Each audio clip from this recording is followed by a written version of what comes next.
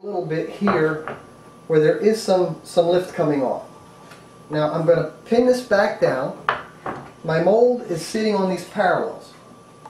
So that makes my mold parallel to this plate.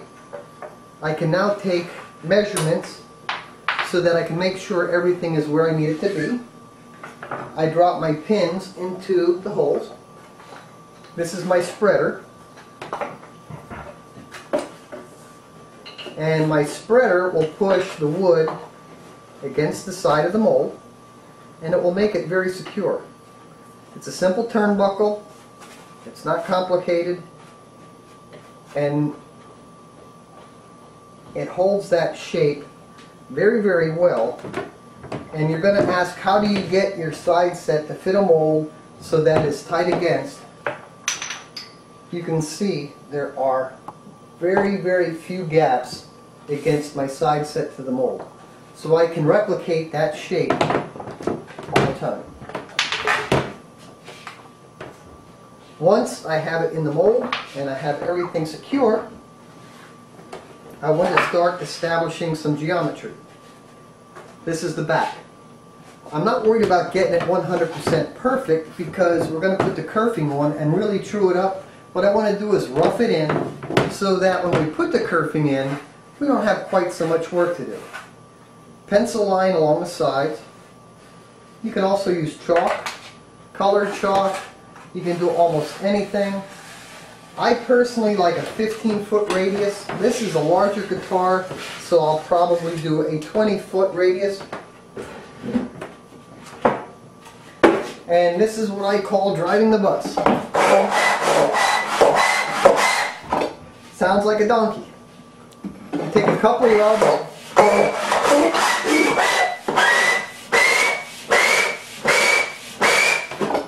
And what I want to do, I want to make sure I don't knock my spreader off, which I did, but I want to take a look at how I'm removing my wood. Is it coming off in a symmetrical fashion? And in fact it is. That is the important thing. I want to just get this trued up. It will not take long.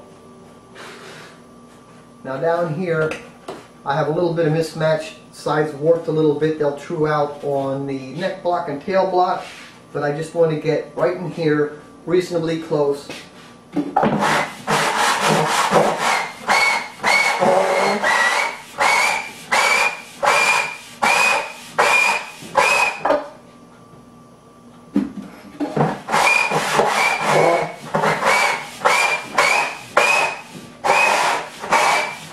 And you'll see me walk around so I don't infer a given shape at one point.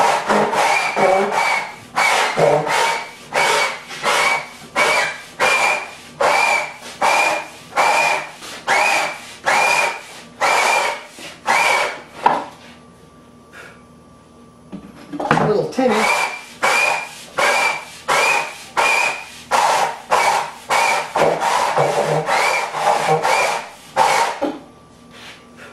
Although you may not be able to see it, my pencil mark is pretty much gone. This is the back.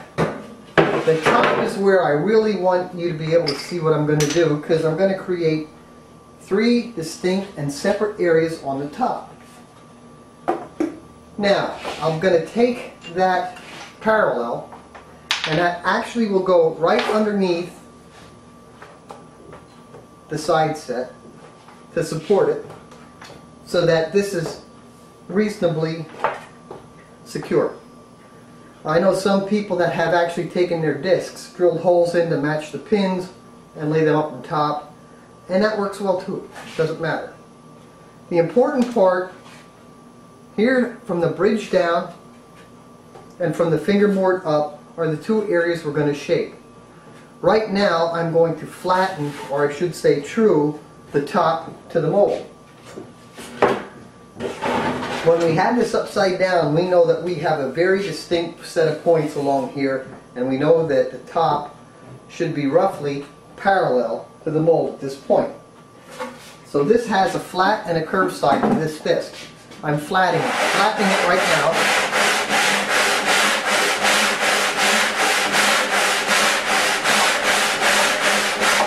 And I can take some measurements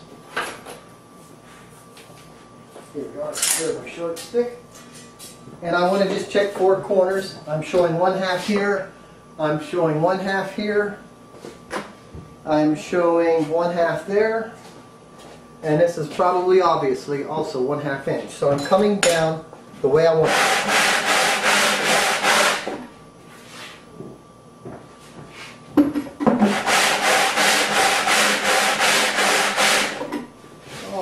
At this point,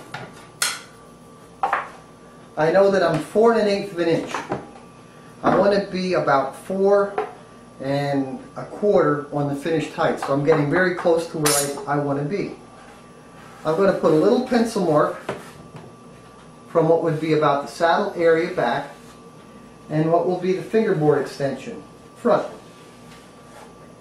This I'm going to now go with a 28-foot disc. I use a 1.5 degree neck angle. 28 foot gives me the appropriate angle if you would figure the distance of the cord on a 28-foot radius.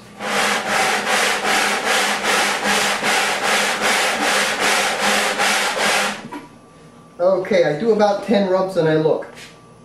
I can see that I'm reasonably symmetrical coming down. Probably need a little bit more on my right side. So I'll just give a little weight to this side.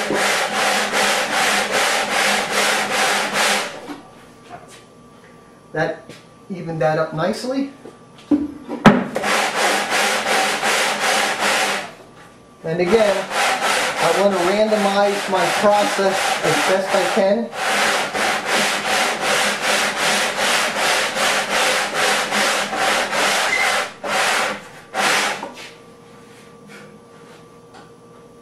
A little more.